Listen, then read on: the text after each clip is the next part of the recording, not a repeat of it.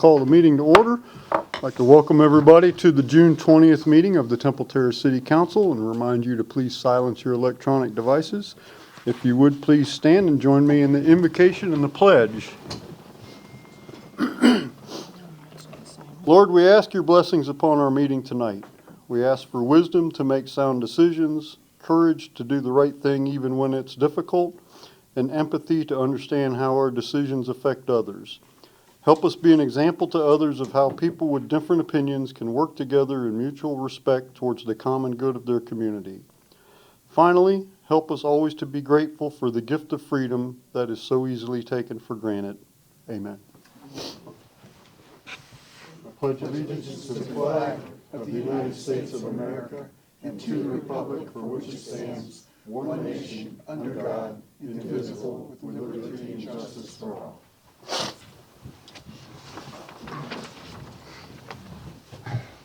Thank you, ladies and gentlemen. So we have begin a new tradition here at Temple Terrace, at least throughout until our centennial year is complete, whereby we begin the meetings with a historical or interesting or fun fact about our city. And so tonight, the Fernandez Fun Fact will be presented by Councilmember Schisler. Thank you. Good evening, everyone. Tonight will be a little bit lighter than some of the previous ones. It's a reprint from an article from the Temple Terrace Town Crier in February 1949 and gave the following account. Last week, Paul and Pauline Kring returned to Temple Terrace for the first time since 1925. In that year, Paul was the band leader for the fabulous Club Morocco. Paul stated that the building was in better condition than he expected to find it, but it was a far cry from the time when it was the most luxurious nightclub on the west coast of Florida. In those days, champagne was the accepted beverage, and it was not unusual for the orchestra to receive $50 for playing a requested number. A gambling casino flourished in the upstairs room, and squab and pheasant came from the kitchen. The Kring Band and a floor show were brought in from New York via boat for the opening, and joy was unrestrained. The famous Raymond Hitchcock gave the opening address. Club Morocco was an early victim when the bottom fell out of the Florida boom, but in the short life, many famous people were entertained there. Paul Kring recalled vividly Babe Ruth, Connie Bennett, Al Jolson, and a host of others, not to mention the night officer of the day who rode in the dance floor on his mule. So Temple Terrace used to be a pretty good party town. Good. Thank you, council member. So was that fun? Is that a good one? All right. Very good. Thank you very much, Mr. Schisler. Pleasure. So I'd like to call Gina Strazabasco and Joseph Kampf to the podium, please.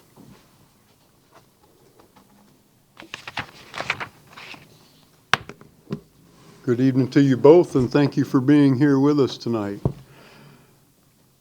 So for those of you who are wondering who they are, I think you're about ready to know for sure, and then you'll know for sure who they are. So Gina Strazabasco and Joseph Camp arrived in Temple Terrace not even a year ago to open Abbott's Frozen Custard in the new shopping center in our redevelopment area. But they brought so much more to our city than delicious ice cream and expanding waistlines. Joseph and Gina wasted no time in becoming fixtures in the community, donating time, money, and custard to schools and other nonprofit organizations throughout the city.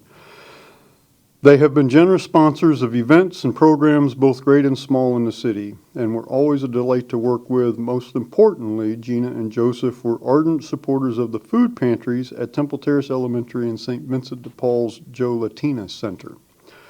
The two are personally responsible for ensuring that many of those suffering from food insecurity in our city were able to provide nutritious meals for their families over the past year.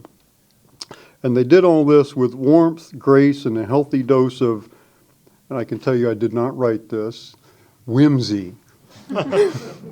Those of you who know me know that whimsy is not a word that I would typically use. Unfortunately, circumstances have conspired against this couple and they've been forced to close their shop. Gina and Joseph are not only leaving the town, but they're leaving the United States, at least for a while. We are very sad to see them go, but wish them all the best in their next adventure, and wherever they land, those around them are in for a treat.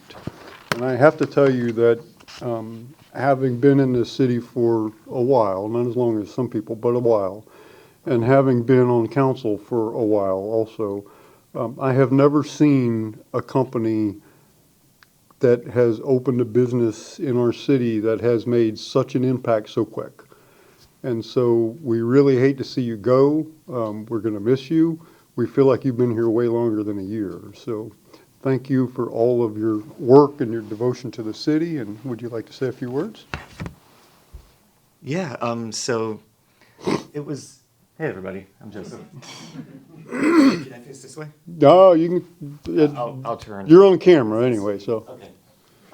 Yeah, so it was always our idea when we opened a business that we were going to reach out to the community. And we would say, I think this is something people say all the time. We want to reach out to the community. We want to, but it doesn't actually mean anything in a vacuum, right? You have to actually have a community there who says, yes, we'll take you in and we'll kind of show you the way. You know, we'll give you direction as to what you can do to help, right? And you guys were great. This whole Temple Terrace community was great in that we're like, we want to help. And everybody was like, here, you can do this, you can do this. And they were gracious and appreciative and informative, right? And kind of guiding us in what is the best way that we could help. So we appreciate you all, I think,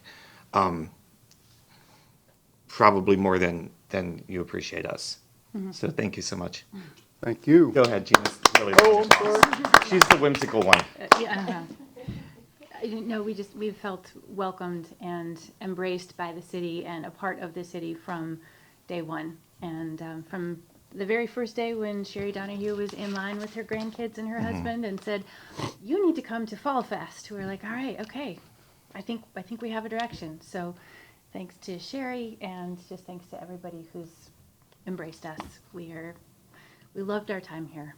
Yeah, for sure. Well, we loved having you here, and we hope that when you're done with your travels, that you will come back.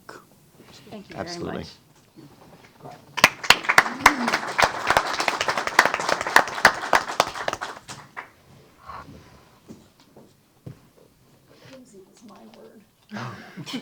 Oh, we got to do a thing? Yeah, we have a certificate and everything. Where should I stand? Right up here. So, at least since I've been around, we've never given a certificate of appreciation for a business that's been here a year. This is the first time. We're kind of special. So, Yeah, you are. Special, all right.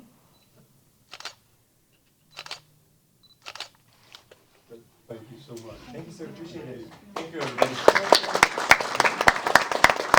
I have to say, we have a dinner to go to, and so I'm pretty disappointed to miss Resolution 7B on the agenda, but we have to go. So you guys enjoy the renewal of Microsoft Office licenses. Expect a lot of public outcry about that one. So, council, have you had an opportunity to review the minutes from our June 6th meeting? And if so, is there a motion to approve? Move to approve. Second. Are there any corrections or additions to the minutes? If not, all those in favor signify with aye. Aye. Opposed? No nays. Prior to public comment, if the council will indulge me for a second, I'd like to provide the public with a bit of an update on the ethylene oxide situation in telecom, if that's okay.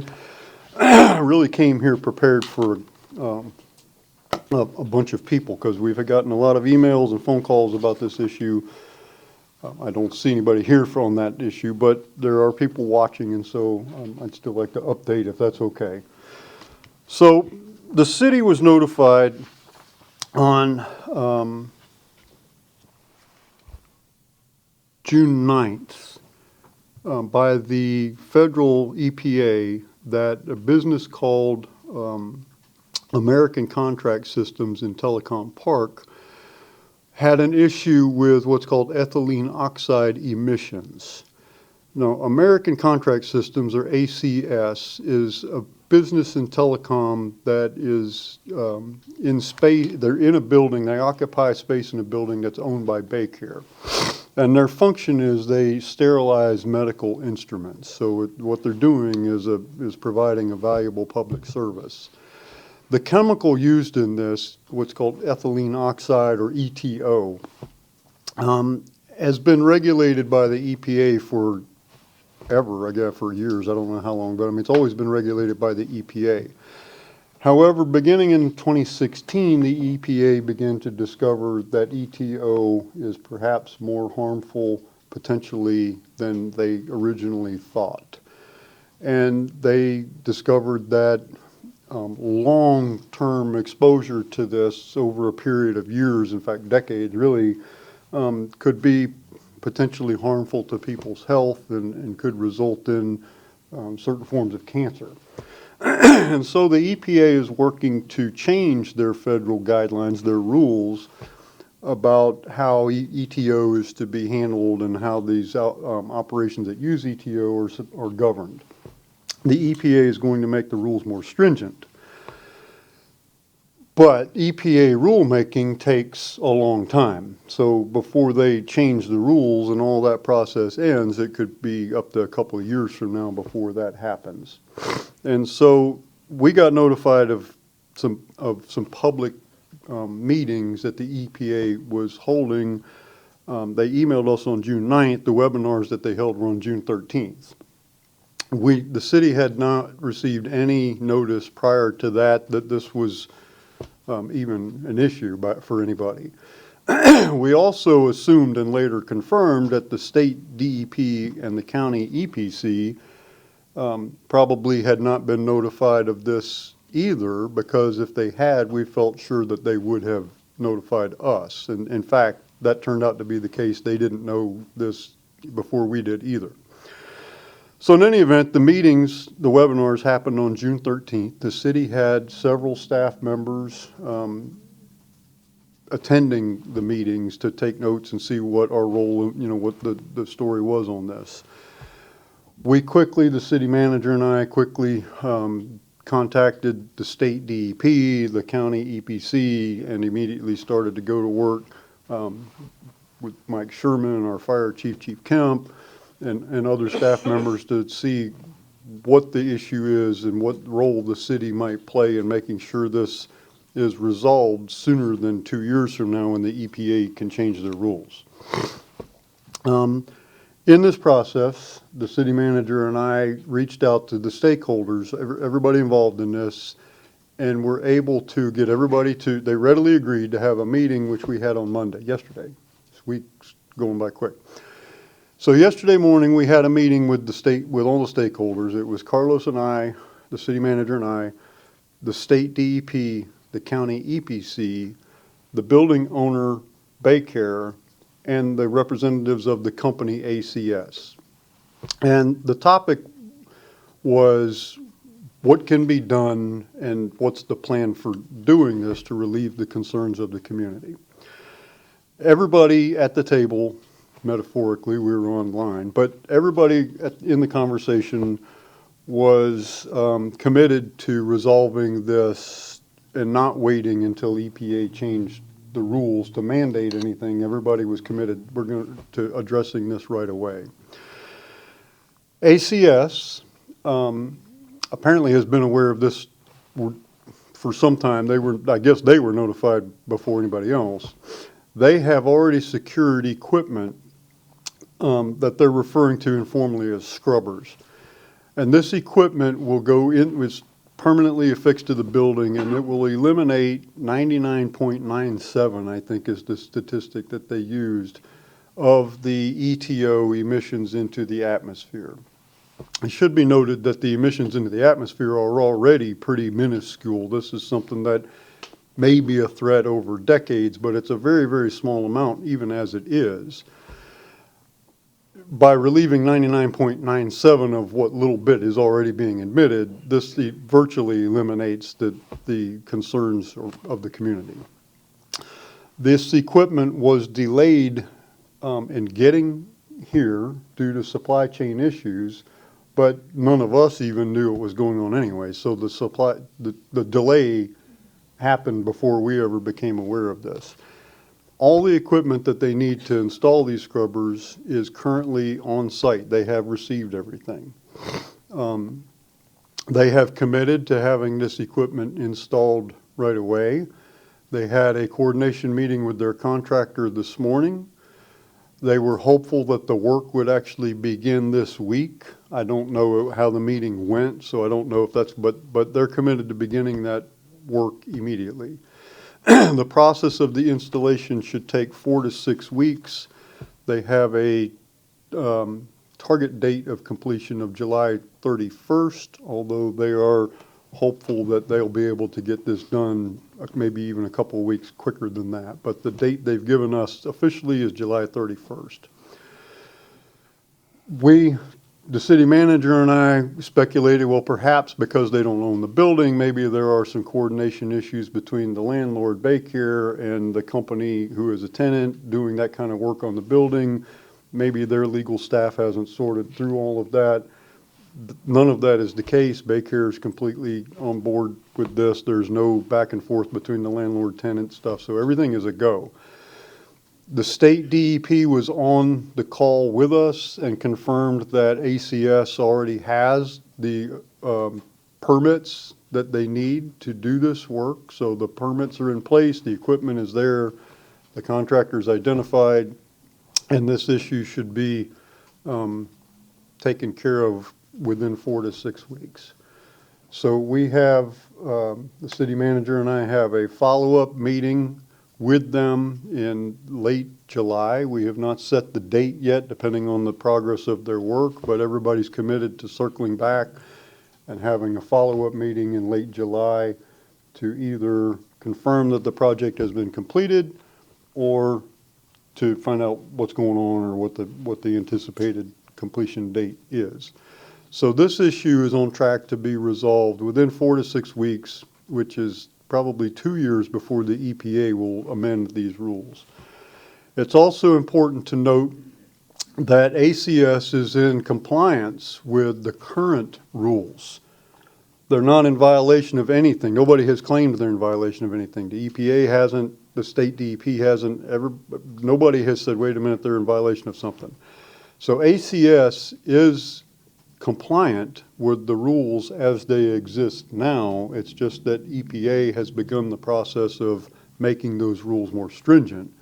They would not be in compliance with those rules if they're made more stringent. Does that make sense? Okay. So, as I said, we fully expected to have a lot of people here to talk about this and ask questions, and I wanted to say this before public comment because we expected people to get up.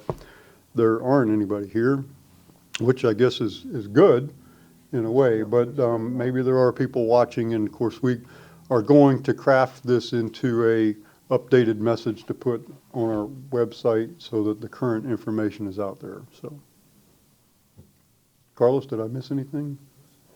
Council members? Yes. I have a question. Sure.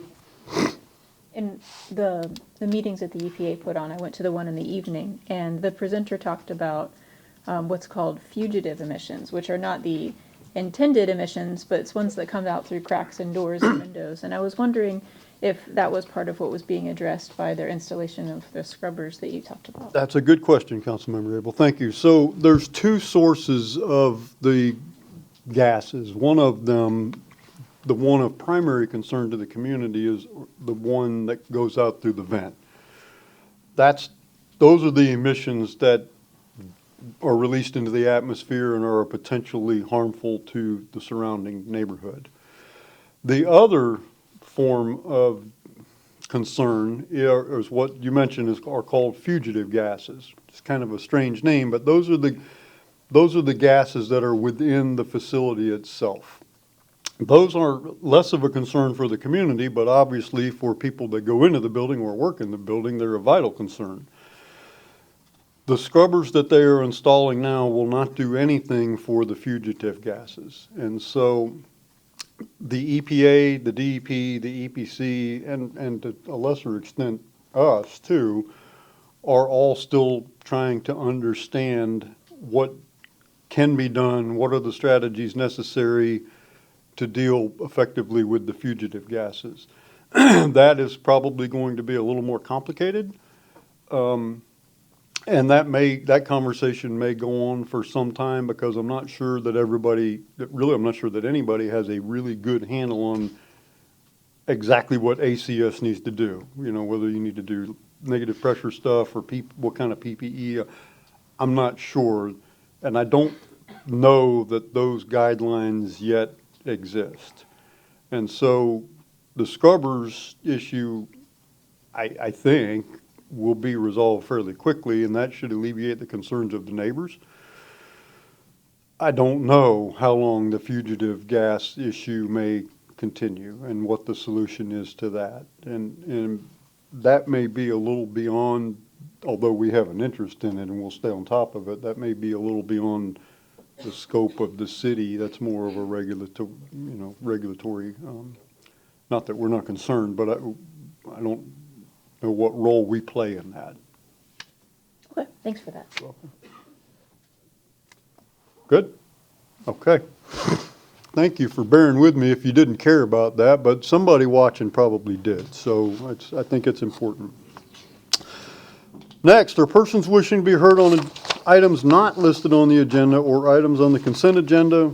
We have a 3-minute time limit imposed on all comments from the public. We do ask that speakers speak only from the podium so that you can be heard on the record, and state your name and city of residence. During public comment, we like to assure everybody that your comments are taken seriously and are followed up on. So I have 2 requests currently to speak. First one is from Carol Dell.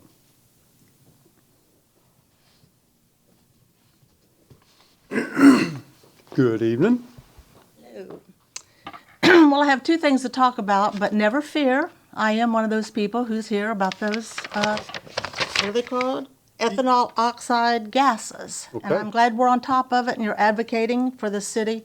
I did notice on the information that I saw that in the map, it includes Greco Middle School, the back part of the Temple Terrace Family Complex, the back part of Lewis Elementary, and one of our fire stations, which is right next to that building. And that's what my concern was. And I'm glad to know that the city has, taken the step to talk to them and to help figure out what's going on. So thank you for that. And I did happen to notice there are a lot of apartment complexes being built over there, because I drove over there today just to double check that I had my facts straight, that was the Baycare building, that was, the same address. Anyway, my other concern is something that I have already communicated with the mayor, with the city manager, and with Tom Baroni, and that is the condition of the downtown redevelopment area, particularly the Fountain Plaza area. When you drive in there, you see the shops, but you also see 2 huge structures with garbage dumpsters that every time I've been there, the doors of the structures are open, the garbage dumpsters are overflowing, and the parking lot is a mess. And that is not what our downtown should look like. And I really, I'm disappointed in that. And then when you turn around and you go out on 56th Street, you can see vines growing up on the area by the Starbucks. You can see dead grass, which I know we've had a drought, but still. There are a lot of pipes. I don't know if those are sprinkler pipes or what they are, the exposed pipes, and the fountain that doesn't work. And I understand, because I haven't gotten out to look, but I understand there's also lots of garbage in the fountain. And I'm just disappointed that that area of our city that we're so excited to be developing is turning out to look like that. And I just hope that we can hold the management to task to get it taken care of. Thank you. Thank you, Mrs. Dell. Our next speaker is Mr. John Kennedy. Welcome, Mr. Kennedy. I think everybody in Temple Terrace knows who Mr. Kennedy is. I've been 26 years Temple Terrace. I've addressed y'all many times. I'll address one more time. I've never been so disrespected by a department in this city as I have been by Leisure Services. I was exiled from the Recreation Center for disrespecting another member. Let me tell you, I was disrespected by 5 employees plus the other member. I addressed it with the director, who did nothing. I have a certified letter there. They spent $4, almost $5 to send me a certified letter telling me I'm no longer allowed to go to the rec center. I've been here longer than he's been here. Number 2, there is a joint task force on sex trafficking and prostitution operating in Hillsborough County. I've gathered over 3,000 hours of information. I tried to turn it over to our Temple Terrace Police Department. The captain in charge of that is here now. I was told, back off, let us handle it. You might interfere with the investigation, which I did. 10 days later, the prostitute got in contact with me. I didn't reach out to her.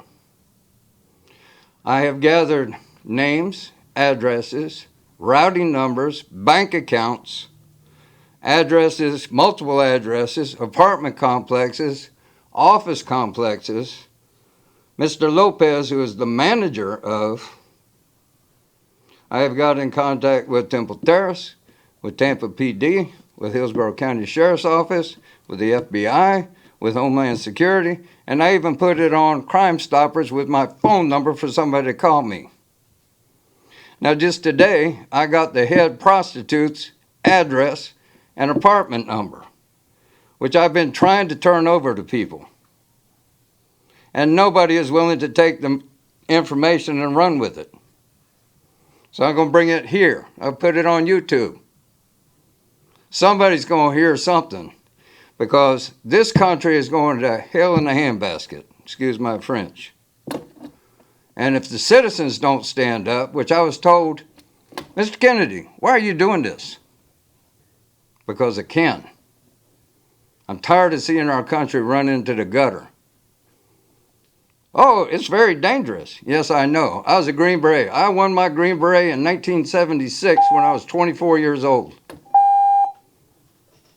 I've been dealing with these type of people since I was 17. Mr. Kennedy, your time is up. Okay, I know my time's up.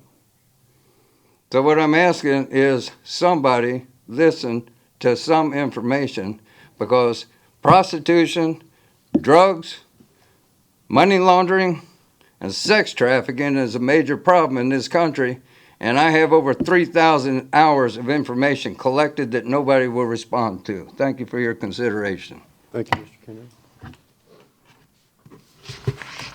Currently have no other requests to address the council. Consent agenda. Councilmember Schister? Yes, I'd like to pull 7C, please. 7C. Very well. Leaves us with consent agenda items A and B. Is there a motion to approve those? Move to approve consent 7A and 7B. Second. All those in favor signify with aye. Aye. Opposed? Consent agenda is approved except for item C. Next item is a resolution approving an easement agreement with the Tampa Electric Company for the EV charging equipment within Tract B. Don't we go back to C? Don't we discuss it? No, well, normally it goes to the end of the agenda, doesn't it?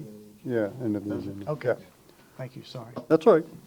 Resolution approving an easement agreement with the Tampa Electric Company for the EV charging equipment within Tract B of the downtown community redevelopment area. City Engineer Brian McCarthy, patiently waiting to explain.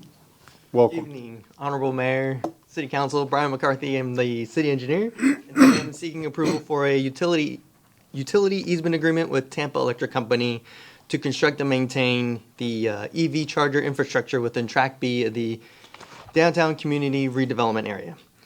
To kind of recap where we are, City Council approved the resolution back in February of this year to enter into a Tampa Electric Drive Smart program site host agreement with TECO. That agreement identified the selected location for the EV equipment. So in the first slide is kind of a general overview of where Track B is within the downtown redevelopment area. It's just north of Winn-Dixie, to the west of Bertha Palmer Boulevard and to the east of 56th Street. And in a closer up view of Track B, highlighted in the peach color, the area that I kind of want you to focus in on is going to be the lower right-hand corner where the 6 parking spaces are. That's going to be where the EV infrastructure is going to be designed and constructed. So the proposed perpetual easement agreement is over the entire parcel of Tract B because city staff felt that this was the fastest way to expedite the project. The proposed agreement also does state that TECO agrees to reduce that easement size to a 15-foot buffer around their facilities at a future date. On the last slide, kind of wanted to show you what the conceptual plan looks like at this time. The plan is to convert 6 parking spaces into 5 parking spaces as shown in the green pavement markings. So you're going to have 5 EV charger locations. The red shapes kind of represent where the EV chargers and concrete transformer pads are going to be located. After discussing with community development, business relations and engineering, the reduction of 1 parking space isn't considered a substantial modification to the previously approved CRA plan.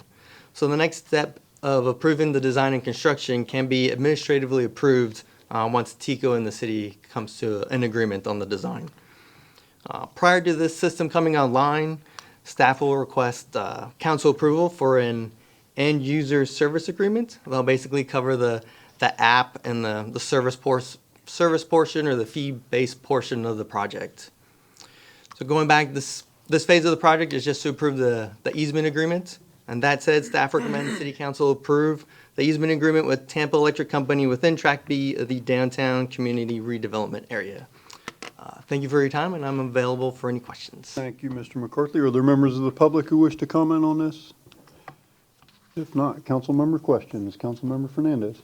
Well, my question has to do with pedestrian-friendly changes that we've been talking about making in that area and how this easement or usage fits in, and will it, I know when we looked at the pedestrian-friendly changes and adding more walkability, et cetera, this was kind of it was on the plan, but does this fit in with the potential future changes to the walkability and driving in that space? Does this easement cut into any of that use? I don't believe so. Within the easement agreement, we're still allowed to make service improvements as long as we're not impounding water is what TECO's major concern was. Okay.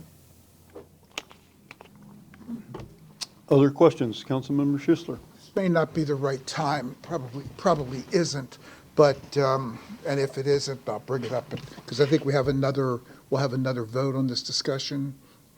You'll have another vote regarding the end user service agreement. So this agreement just pertains to the easement itself. Okay, well, just be prepared to answer who's going to pay for this ultimately through, when there's going to be continuing costs associated with this. So that's probably not an appropriate question for this issue. So I'll delay that till the next time it comes up, but it's. Okay, so. Pardon me? Actually, you can bring it up next time, or you can get with him offline, that's because what we had that discussion already. Yeah. We have so many discussions, it's easy to forget what the, Okay. but No problem. other questions, council members? Okay, if there are no other questions, or is there a motion to approve?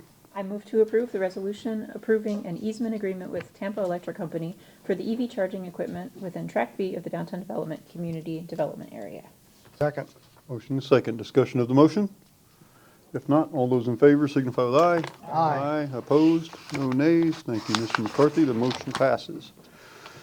Next is a second public hearing and second reading of Ordinance 1546, adopting voluntary annexation of Folio 36917-0000, addressed as 11714 North 58th Street. I will open the public hearing, and Community Development Director Mike Sherman is here to explain. Good evening, Mr. Mayor, members of the council.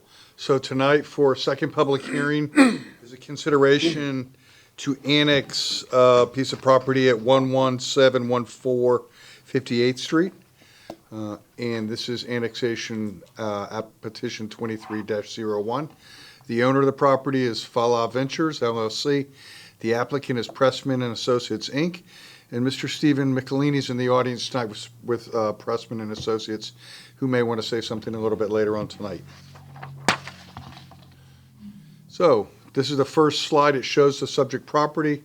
As the council knows, this one affronts 58th Street, North 58th Street in Temple Terrace. So a little bit of background information on the property and the request. It's to annex a 0.84 acre lot from unincorporated Hillsborough County into the municipal limits of the city of Temple Terrace. Right now, there's one single family structure on the property, and that will be removed once the site is redeveloped. The existing future land use map category is Res 20, and that's a Hillsborough County category, and the subject property has a zoning district of RMC 20, and that is also a Hillsborough County zoning district. So this annexation is the first of 3 land use actions that the council will consider tonight. The second land use action after this hearing will be to amend the comprehensive plan future land use map, and the third one would be to rezone that property to the PD zoning designation. Here's some pictures of the surrounding property. It is in a residential area.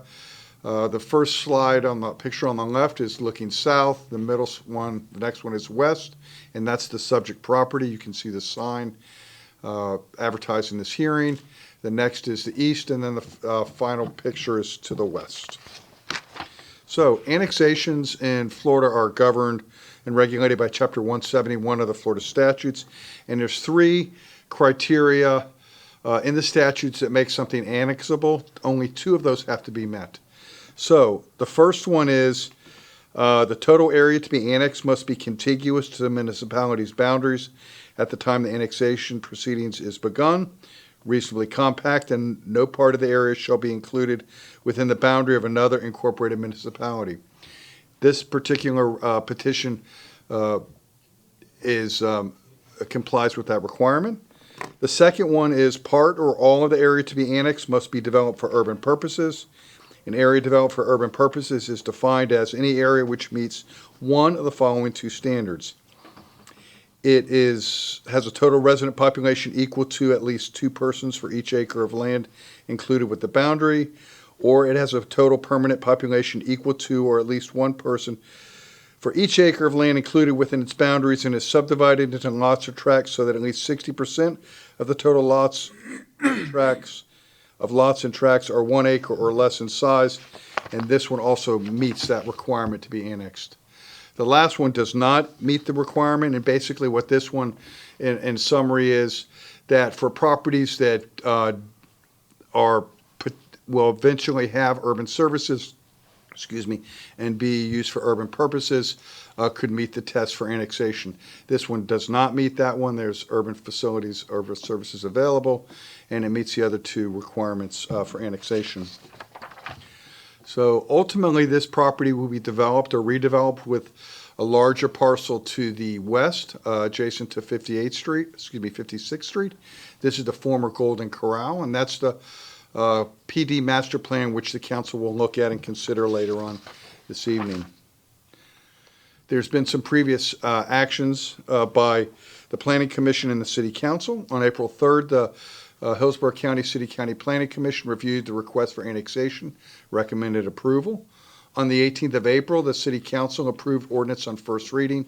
Staff recommends that the council approve on second reading ordinance 1545, annexing this 0.84 acre parcel of land into the municipal limits of the city of Temple Terrace.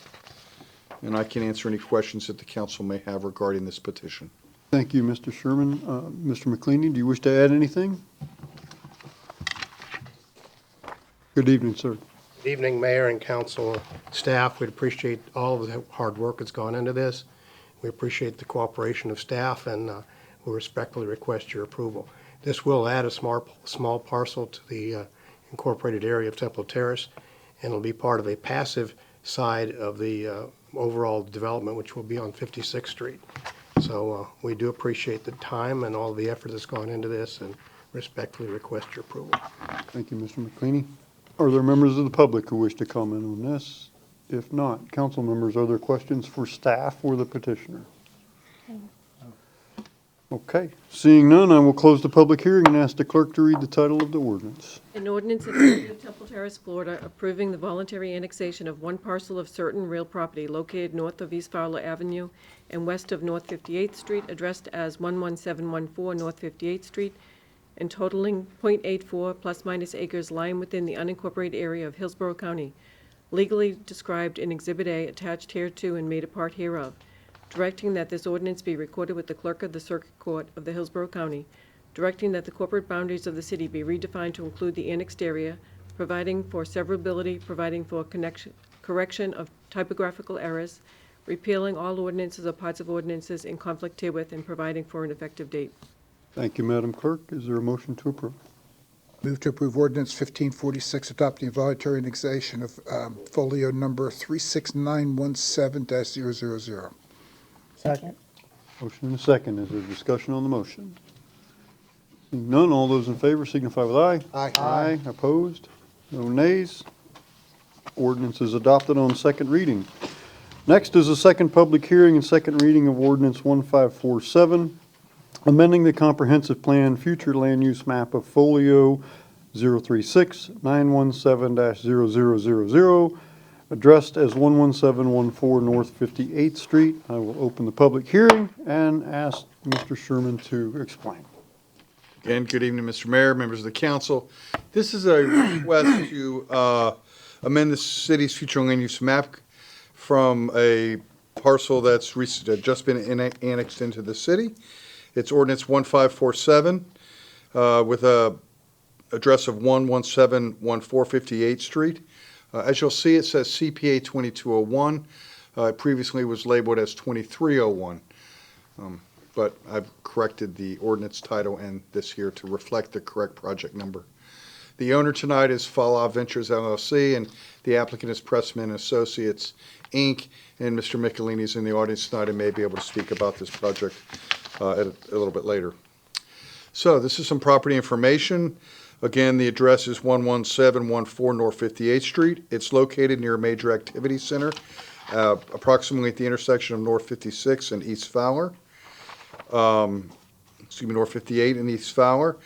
It has a existing future land use map category of Res 20. The proposed future land use map category is R18, and that's a Temple Terrace future land use map category.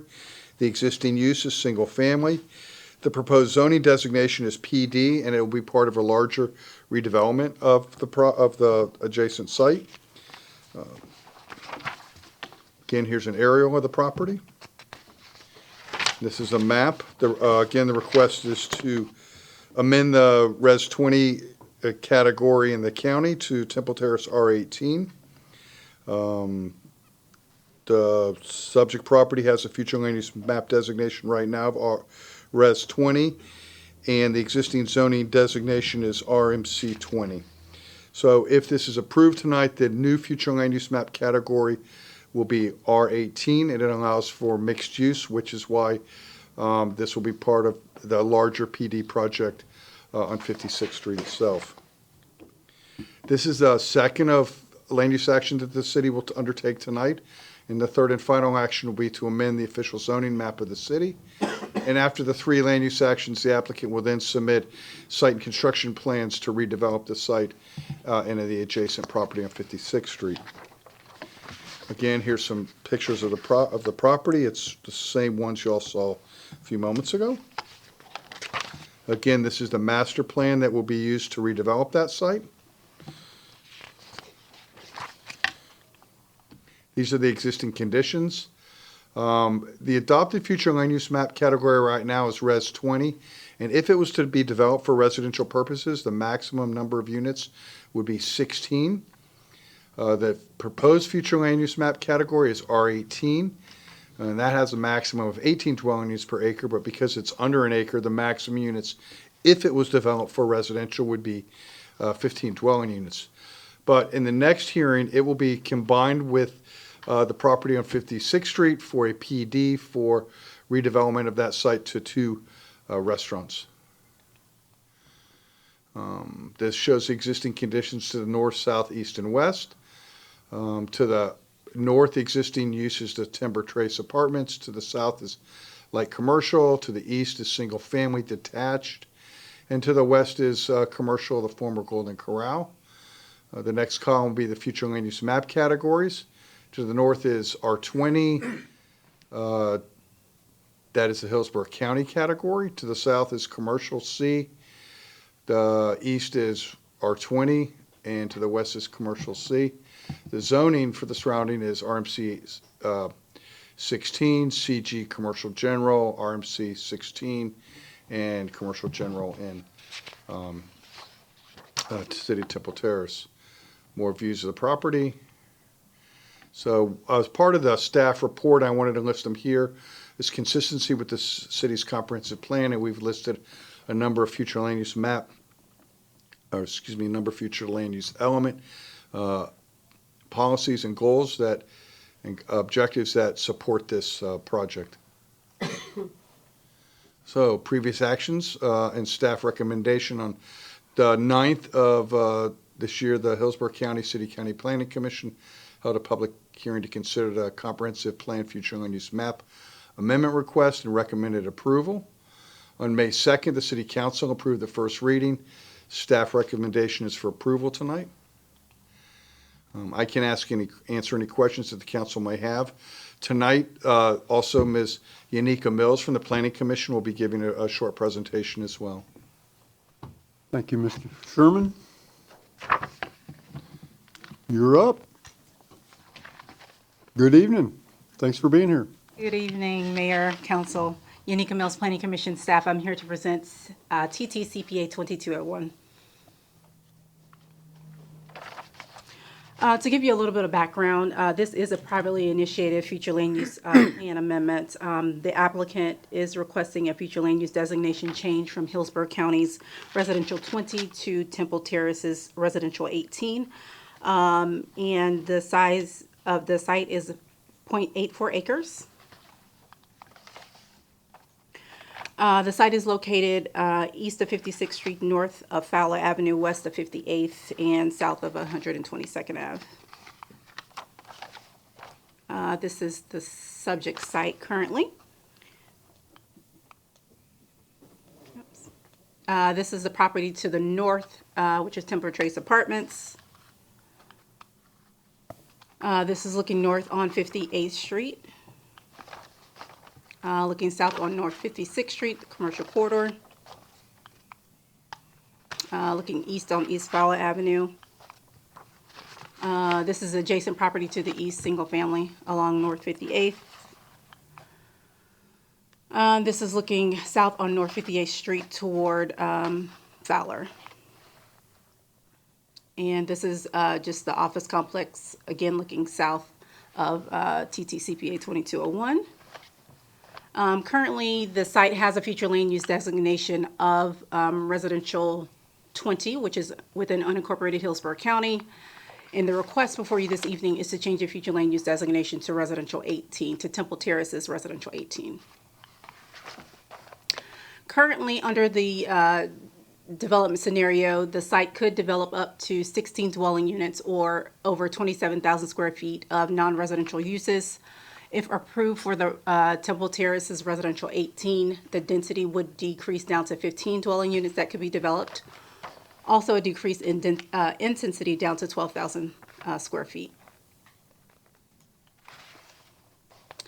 As for consistency review, Planning Commission staff reviewed the proposal with these goals, objectives, and policies. Let's see.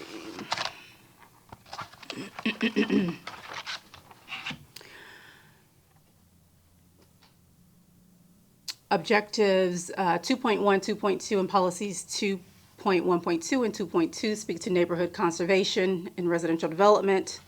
Objectives 3.2, 3.4, and the preceding policies speak to community development and non-residential development. Objective 3.5, policies 3.5.2 and preceding policies speak to multimodal corridors and major activity centers, and the request is consistent with those policies. Additionally, this request was reviewed against Objective 4.1 and preceding policies regarding complete streets. It was also reviewed against Objective 8.2 and Policy 8.2.7, which speaks to citywide redevelopment strategies, as well Objective 8.3 and Policy 8.3.7, which speaks to the provision of public facilities. As far as agency comments, there is water and wastewater services that can be met and available at this time. There were no other objections or major comments regarding the request.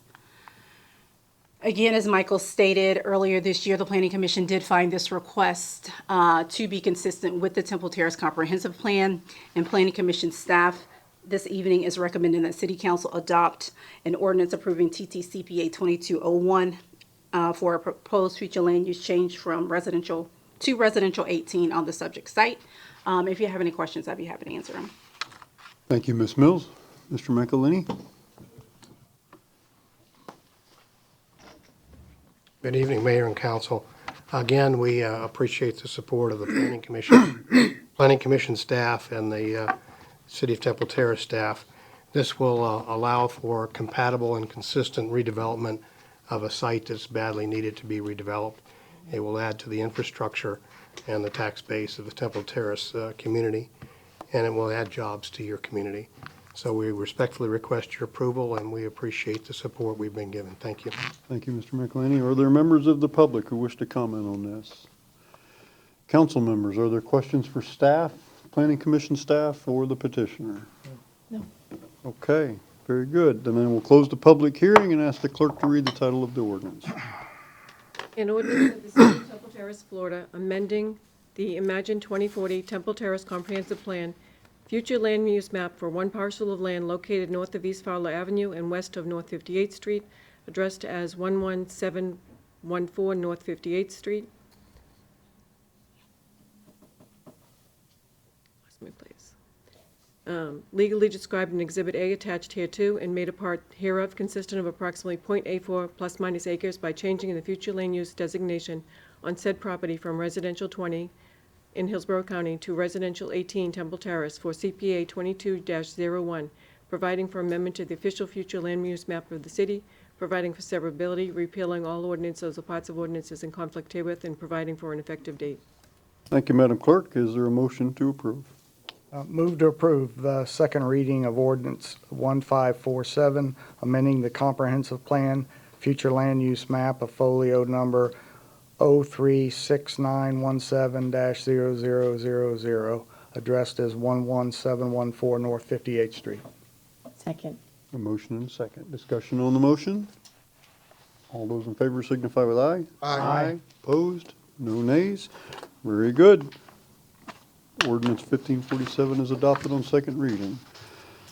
Next is a second public hearing and second reading of Ordinance 1548, adopting the rezoning of folio 036917-0000 and addressed as 11714 North 58th Street, and folio 036908-0000 addressed as 11801 North 58th Street, 11801 North 56th Street. I'll open the public hearing. Since this is a quasi-judicial matter, I will ask the city clerk to swear in anybody who anticipates speaking. You swear to tell the truth, but the truth so help you God? Yes. And city attorney, would you please poll for ex parte communication? Yes.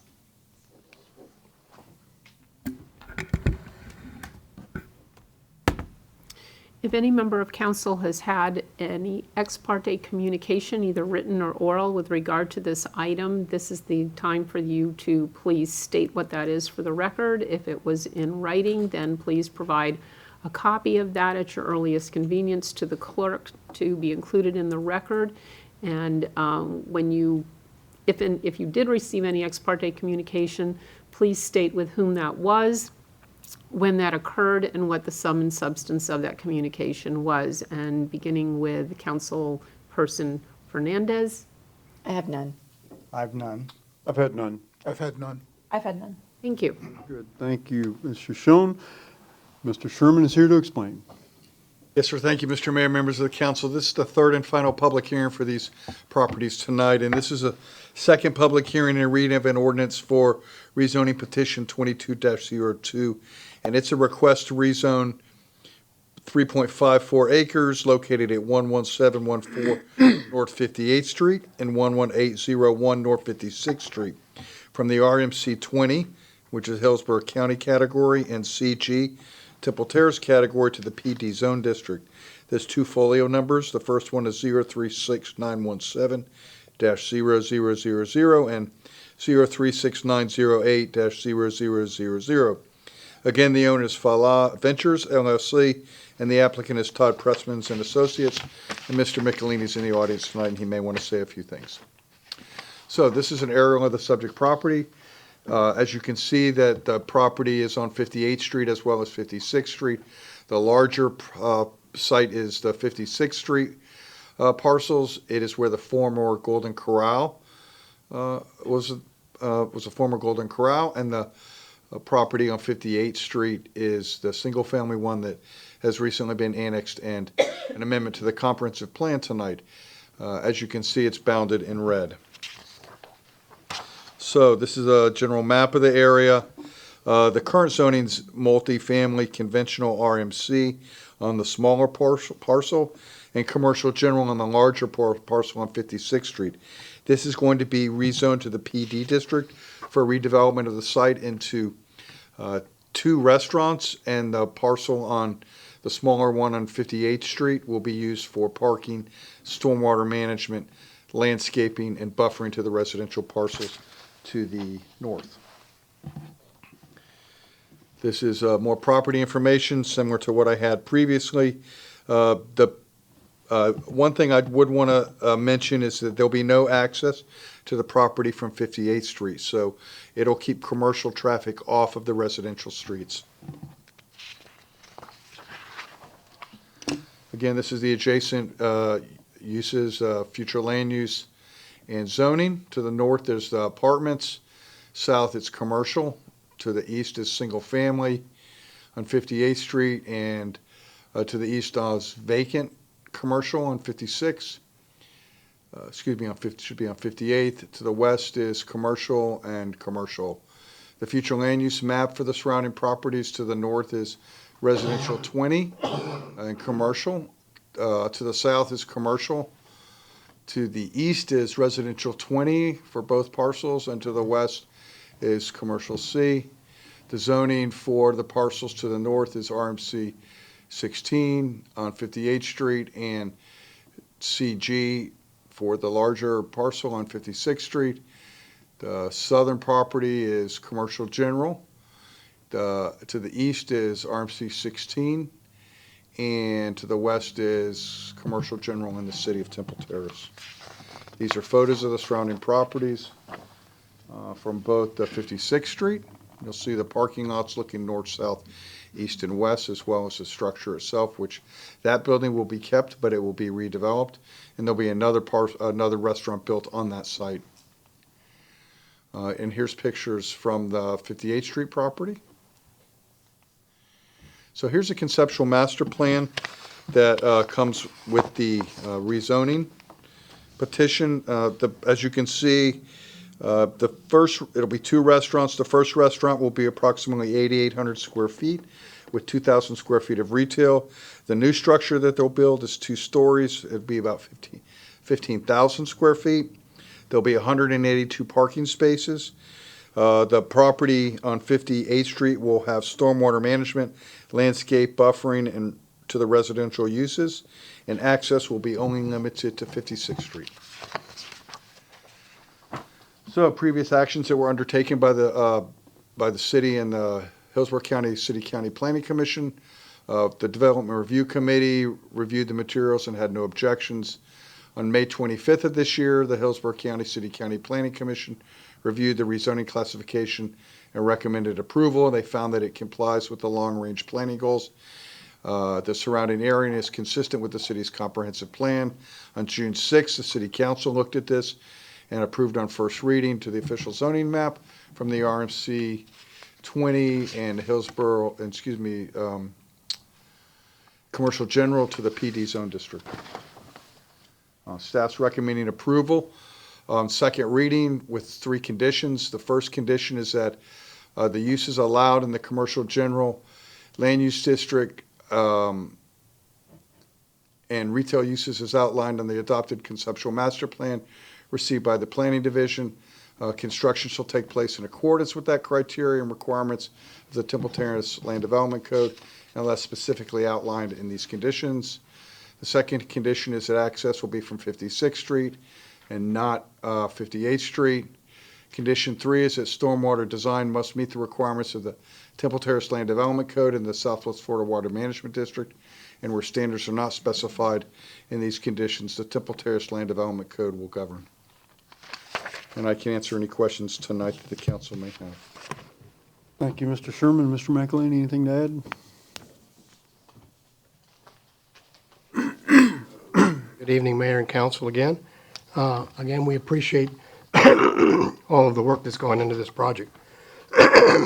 As you heard from staff, this allows for the redevelopment of the site. The PD restricts the uses and the locations of those uses, and it restricts the access to 56th Street. We concur and agree with the 4 conditions as outlined by Mr. Sherman, and we respectfully request your approval. Thank you, Mr. McElhaney. Are there members of the public who wish to comment on this? Council members, questions? Councilmember Schisler. Will this action collapse the folio numbers? We will ask them to, yes, as part of the PD, they're going to reassign a folio number to keep them together. Okay, thank you. Other questions, council members? Very good. If not, I will close the public hearing and ask the clerk to read the title of the ordinance.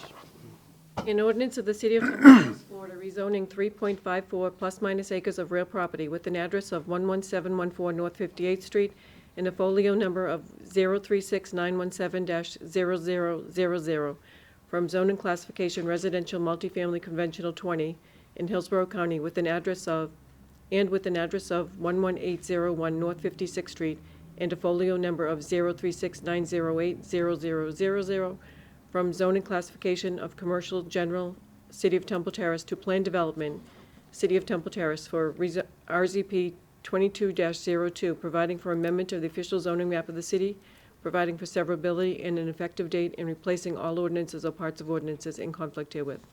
Thank you, Madam Clerk. Is there a motion?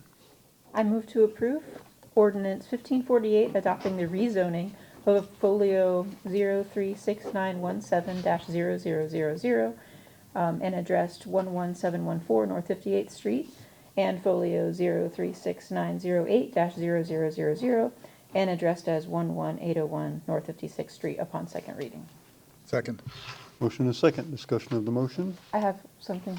Yes, Councilmember There's a Abel. typo in the word classification about halfway down. That's not spelled right. I will make sure it's fixed. Okay. Good. Other discussion of the motion? If not, all those in favor signify with aye. Aye. Opposed? The nay sign, no nays. Ordinance is adopted on second reading. Thank you very much, sir. Thank you, Ms. Mills. Thank you, Mayor and Council. It's a pleasure to be up here this evening. I really appreciate your time. Good to see you, sir. Thank you. Okay, we will move now to item 7C. This is a resolution approving an agreement with Engineered Coating Solutions LLC for manhole rehabilitation and sewer protection services using a piggyback contract through the City of Northport Utilities. Mr. Tinch, I believe, will explain. Well, actually, I guess I'm here to address any questions you may have. Councilmember Schisler. Yeah, yes. How is this related to the project that started several years ago down at 56th and Bush? We were recoating the pipes and the sewer lines, and Is this related to that? Yes, absolutely. So the concept behind this project is to go into the manholes, the receiving manholes in our gravity system, reline those because currently they're leaking. And what you have in a lot of times when you have a leaking manhole, you get that depression around that manhole in the roadway. So that's an indication to us that the manhole is leaking. It's allowing dirt to kind of slough into the manhole through cracks and whatnot when it rains. So by relining that, we're in essence going to lower that I&I, that infiltration I've spoke about before. So it is tied to that. These are manholes that were identified that needed to be rehabbed. And if you look at where they're located, the majority of them are in the southern part of the peninsula area of the city. Okay, so the original problem, go back to the 56 of Bush. We had a problem where it was actually, if I remember correctly, it actually had displaced and that was not in alignment anymore. Is that being addressed with this? No, or- so that's a different project altogether. I believe you're speaking of the gravity system that traverses under at River Hills under 56th Street, where we had an offset, a slight offset. Maybe it was River Hills. Okay, so we have money in next year's budget to address that specific issue. Okay. Yes. I move to approve the 7C for, as part of the consent agenda. We have a motion. Do we have a second? Second. Motion is second. Discussion of the motion. If not, all those in favor signify with aye. Aye. Opposed? No nays. Thank you, Mr. Tinch, for providing information. Is there any carryover council business from previous meetings? Okay. How about new business or board reports? New business or board reports? I have one item real quick on this.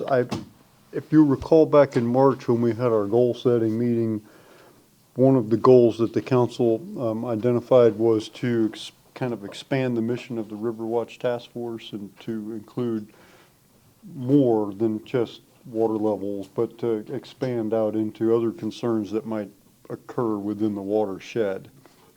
We also wanted them to explore the possibility of something you brought up about, I see Councilmember Abel brought up, about some type of recognition program for residential properties that do certain things that may achieve some type of eco recognition or something along those lines. So Riverwatch Task Force only meets quarterly, so it's not been easy to get before them. So shortly after our goal setting, I met with their newly elected chair, Meade Lewis, and talked to him about this and let him know what the council's vision was. And then last week was the first opportunity I've had to address the whole board here, and I told the whole board kind of what the vision was. So they have this, and we'll see. I don't know that all of those members seem to really adopt the vision of the council here. So we'll see. I left after I presented this and they finished their meeting up without me. I later listened to the audio recording and there was a lot of discussion back and forth. So I have perhaps it's unfounded. I have a little concern whether they're going to really embrace this or not. And so I don't, we'll see what happens. But if they don't embrace it, I don't know where that leaves us. But we're not there yet. So some of them seemed, I don't know, really almost hostile in a way about this and about me in particular when I listened to the recording later on. And so we'll see. I don't know. There seemed to be some concern about, they're forgetting about the river. They don't care about the river anymore. They want us to worry about garbage, or they want us to worry about Brazilian peppers, and they don't want us to worry about the river anymore, which is not what I said at all. So I sent a clarifying email to Mr. Lewis after I listened to that, kind of reiterating some of the things I said and clarifying, but I've got no response from that email, so I don't know what's going on for sure. So we will see. They did vote to change their meeting schedule because they all agreed they couldn't do this without meeting more frequently. So we don't have to wait 3 months to talk to them again. So just an update. That's all I have. Any other new business or board reports? Okay, city manager, you've been busy. Thank you, Mr. Mayor, members of council. I've got a couple of items for you. The first and the more substantive one is just wanted to revisit a capital program that was approved by the budget, by the council, in the current budget, which is to install, to install Wi-Fi in our parks. So originally, the installation was programmed to be done for 8 parks using ARPA funds for that upfront capital cost. And there was just a brief mention of the fact there would be ongoing maintenance costs, but those costs were never fleshed out as far as we can tell looking back at the record. So we have encountered a couple of issues with this project. First, there are 3 parks of the 8. Those would be Bonnie Bray, Biltmore Park, and the Ben Lamont Park. These are sort of the small pocket neighborhood facilities that currently don't have electrical power. So we would have to have TECO come out, install electrical service to those parks in order to do this. There would be a upfront additional cost of $46,000 to do that from TECO. And if we wanted to do all the parks, Spectrum has given us pricing for the monthly maintenance for the Wi-Fi to do this. And if we did all 8 parks, we just ran the numbers this afternoon, we would be looking at about, probably with electricity included, we'd probably be looking at about $36,310 a year for those charges. And that would be ongoing, and then obviously if there be escalators to those charges, the city would have to continue to absorb that cost. That would probably come out of the general fund. So before our team decided to move forward, we wanted to check in with the council, make sure this is still a priority for the council in light of this information, or if you want us to go in a different direction, please let us know. Councilmember Abel. This information changes how I feel about this project, and I didn't really realize the ongoing maintenance costs. I'm in favor of adding the Wi-Fi to the ball fields and, maybe the parks also that already have electricity. But the ones that we have to install new electric infrastructure for, it just seems like the startup costs in addition to the maintenance costs are too much to make this a good choice. Besides, a lot of people go to parks because they want to get away from technology and enjoy being outside. So I don't know if that would be as appreciated, especially in some of the smaller parks. Go. I don't know. I mean, 5G, most everybody's 5G at this point. Mm-hmm. So 5G is just like Wi-Fi almost in many respects. I'm just wondering if we still need to go down that route. I'm not saying I'm against it. I'm just saying I don't know. Looking at the long-term costs, in 10 years, that's $360,000 minimum that we will have spent. I do have a question for Jim on this, Mr. Ingham. How have we reported any of this on the ARPA? I know we have to file how we want to spend it. Did we request the money specifically for that, or how would we say something changed? What would happen with the way we filed against the monies? Well, as you probably know, we received the money up front, so we have to report quarterly the expenditures against the projects that we put in and estimated amounts to be spent on those projects. These 2, I believe, were budgeted to be done this year for $138,000. And if we do not spend it, if we do not do the project, then we don't report it. We still have some time. I'll have to double check. It may be the end of July to add projects. If we want to spend that 138,000, which we've already received, so we have to show something, that we're spending it toward. I don't want us to get in any kind of trouble here or put us in any kind of jeopardy with federal government, but I don't know. I mean, I'll do with what, I'll go along with what the majority of council wants to do, but I don't know that we really want to do that anymore. Just personal thoughts. Vice Mayor? Yeah, kind of the same thing. I mean, one of the biggest event I deal with at the Arts Council is the Arts Festival in November. And years ago, there was a demand from our vendors that were trying to do internet stuff. And at that time, there was some talk, and at one time, we even contracted and had Wi-Fi put in for the weekend. The last couple of years, I haven't heard anything. The vendors all have their own services. A lot of people have their ultimate unlimited service, so I haven't heard that. So for tonight, I'm not really in favor of recurring costs for that. But I would like to know if that's can we substitute a project on that? And I would also like to hear if maybe Leisure Services has any thoughts on it.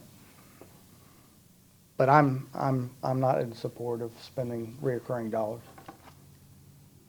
I will say that originally the broadband, we had estimated at $1 million for the total project.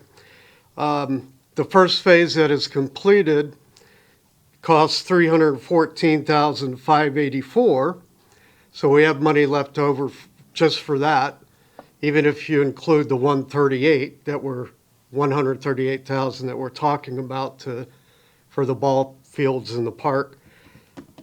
We have, I know the police department has reached out to me about a new CAD system using the leftovers unspent from broadband. We will have to put that as in the reporting portal for ARPA funds. We will have to put that in there in the projected cost. So there will be, in addition to 138,000, if we decide not to do that, we'll have a little bit more, probably in the neighborhood of 250,000, 300,000 that we'll be able to spend on a new project if we can identify one. Again, we've already received the money. If we don't identify a project, we don't do a project, I'm assuming they'll be asking for the money back. But I will check. I need to check on the deadline, because there is a deadline to put not to spend the money necessarily is not coming up, but to put any new projects that don't already have in the ARPA portal, reporting portal. Councilman, City Manager. Sorry, just wanted to address what the finance director just indicated about the police department project. We are planning to bring the police department project to you later this summer, and because that is a need, a pretty desperate need actually of our police department for their record management system, which is what all the officers use on the street. The current service we use is very clunky, has not worked well for us in months, if not years at this point. And we had projected to use some of those funds and bring that to for your consideration later in the summer. Good, thank you. Councilmember Fernandez. So I would ask, has there been a lot of demand for Wi-Fi at the parks, first and foremost? And if not, this seems like a terrible use of our funds, considering the fact that at this point, everybody has unlimited data on their phones, hotspots, et cetera. Actually, the Leisure Services Director and I spoke about that this afternoon, and I think he said he could count it on one finger. No fingers, actually. The amount of people that have asked him for Wi-Fi in the parks. So. Okay, so it seems that we're in agreement that we need to change gears here and change directions and look for other projects that hopefully we can amend our plan that we submitted for the use of these funds. I think, well, I know that there is a mechanism for doing this. The part I don't, because I've talked to other cities who have done this. What I don't know for sure is what the timetable is and if we're approaching that timetable or if we're too late. I will tell you that the government does not want this money back. They want us to use this money. And so my hunch is that they will approve our revision as long as it complies with the ARPA. I mean, we can't do just anything. We still have to comply with the restrictions of that funding stream. So we are agreed that that's the direction we want the staff to go in. Is that okay? Yes. Thank you for that. The last two items I have are sort of pleasant items. Not to say this wasn't pleasant, it was great stuff. It is. Microphone. Thank you. So first I'd like to bring up our finance director, who everybody should be able to see, not our finance director, excuse me, our Legion Services director, who everybody should be able to identify today. He needs to walk out on the street and traffic would go around him. He's going to talk about July 4th. Welcome, Mr. Langfeld. Good evening, Mayor, members of City Council. Yes, I am in my brightest 4th of July garb. This is the 22, this is the vintage version of our official City 4th of July attire. But rest assured, we do have 2023's 4th of July attire coming out shortly. 4th of July is a huge day in Temple Terrace, a day that so many of our residents have enjoyed and come out and participated and spent time with their neighbors and their friends and their family members through all the activities that we have going on throughout the day. Our day starts off bright and early at 10 a.m. with the 4th of July parade, which I hope to see all of you at that morning. For those who are not familiar, the parade starts at the corner of White Way and Gillette. The parade route will head south down Gillette Avenue to Druid Hills. We'll take Druid Hills westbound to Ridgedale Avenue and then southbound from there to its termination in front of Temple Terrace Elementary School. It is a great parade. It is a lot of fun. We have great participation from lots of community businesses. The elected officials from here and other areas around the state and the county come and participate. King High School Band will be there, making sure that the parade is plenty loud for everybody to enjoy.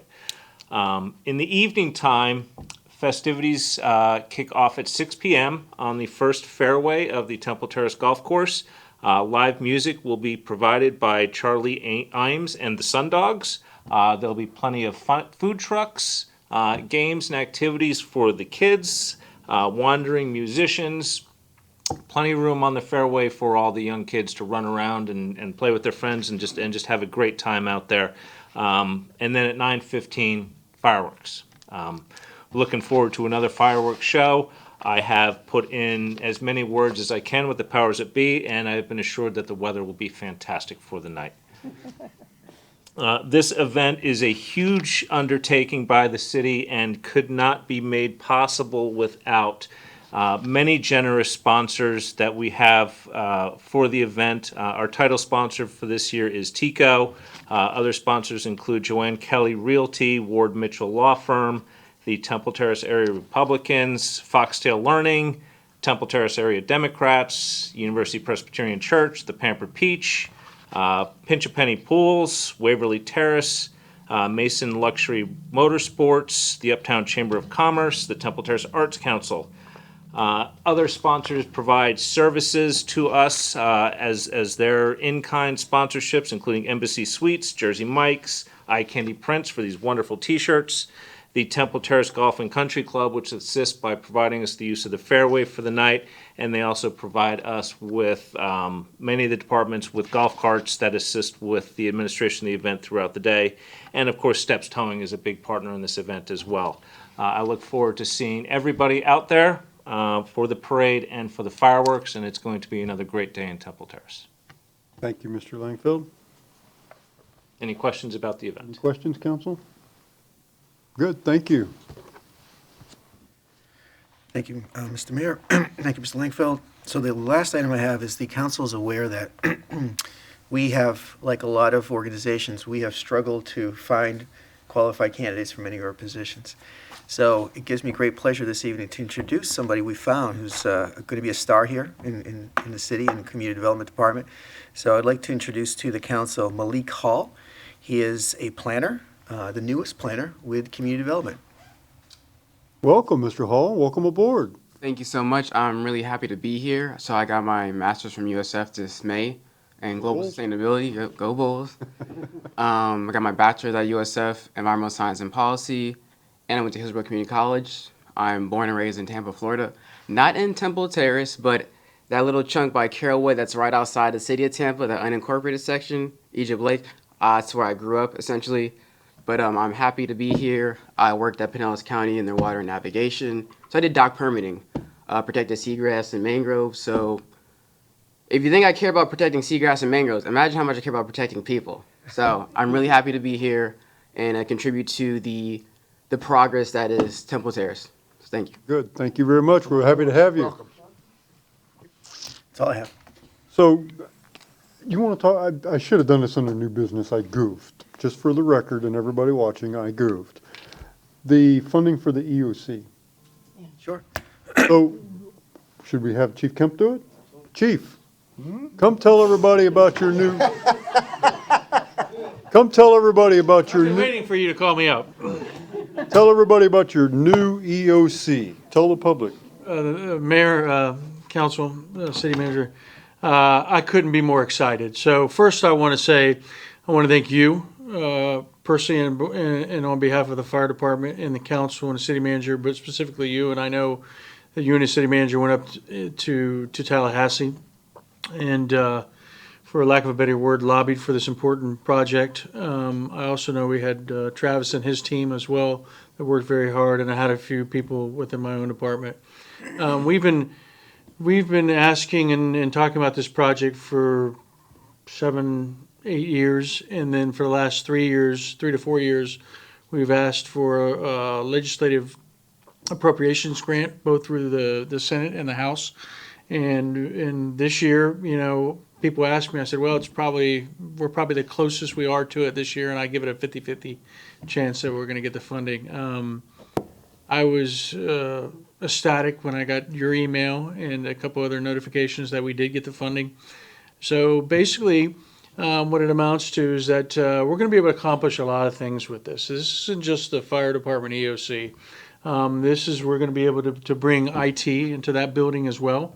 Not only the people, but also all their mainframes. So it'll be in a hardened facility, because certainly it's not just the ability for us to operate during emergency situations, but you certainly don't want your computers and your IT functions to go down if you can help that. We also are going to be able to put the backup dispatch center in there so that we don't have to be concerned about not only losing possibly our dispatch center here, but also our backup, because certainly you would want that to be in a hardened facility as well. We're going to be able to move in our administrative offices into that building as well, which also gives us office and sleeping space on top of an area that will have sleeping space during operations in EOC. We're actually even going to have now a little kitchenette for our people in the office to actually have a little area for our coffee, and also one in the EOC. We're going to be able to bring in risk. These are still in preliminary stages, but the concept still is that we would bring our risk reduction staff also to Fire Station 1, so that we're in the same area, but also be able to utilize the current classroom now for our weight room, because certainly I-Chiefs and IAFF recommend you don't have weight equipment out in the bay where your apparatus are. So that'll be moved in. We'll also be able to move our bunker gear in and out of the elements of the Bay Area and the heat. And we'll have a decon area, which because of firefighter health and safety and cancer risk of contaminants, you don't want to bring any of that equipment in or gear inside your fire station. So that gives us an area where we can literally shower and decon there without bringing any of that in. So this is what we've tried to do, is get the best bang for not only the city's buck, but also the state of Florida by not just an EOC, but it's going to encompass so many other things that we as a department, we as a city really need. So I couldn't be more excited about this project. Moving forward, I think it's a great day for the fire department. So, ladies and gentlemen, there's a lot of people that deserve a lot of credit on this. Has been a project that we've been trying to push through for several years in Tallahassee. Whatever your political stripes are, it doesn't matter. We're all Temple Terrace. And so there are a few key people that I really feel compelled to mention here. One is Representative Lawrence McClure. Representative McClure used to represent Temple Terrace, but since the redistricting, he no longer does. And so even after his district moved, he continued to pursue this and sponsored this year in the legislature in the House, even though he doesn't represent Temple Terrace, when he could have sponsored a project in his district, but he stuck with us. On the Senate side, we got bipartisan support from Senator Danny Burgess and Senator Darrell Rousson, who co-sponsored this in the Senate. I have to tell you that I had no previous relationship with Senator Rousson, but when he became our senator, I went and met with him, and with no documentation in hand, over lunch, I told him verbally about this project. And he agreed just because I guess I had an honest face or something, I don't know. But on the spot, he agreed to support this. What he didn't tell me was that within an hour of that lunch, he had a conference call with McClure and Burgess and told him he doesn't want to just support it, he's going to co-sponsor it. And he's the chair of the Appropriations Committee in the Senate, so that's not a bad co-sponsor to have. Representative Driscoll also was key in this. Other local officials that have nothing to do with Tallahassee, we bothered everybody. The sheriff also? Sheriff Cronister, I went and met with him about this and enlisted his support. He contacted the governor on our behalf. Congresswoman Lee, who has absolutely nothing to do with this, helped us tremendously by calling the governor and encouraging him not to veto this if it made his desk, and he didn't, and I think that had a big part to play. Wilton Simpson supported us, Jimmy Petronas supported us, Ashley Moody supported us, and on and on and on. So this is something that we've worked, you would think we got $100 million. I mean, in the scheme of things, we got $4.5 million, but to us, this is like a new stadium, right? So this is a very big deal. Thank you to Louis Betts and Travis Mitchell for all their support. I also need to give credit where it's due. This project began while Charles Stevenson was the city manager here, and I think he deserves a lot of credit for initially moving this forward. So it's no secret that we've had our differences, but you have to give credit where it's due, and Charles was the guy who initiated this project. So give credit to Mr. Stevenson.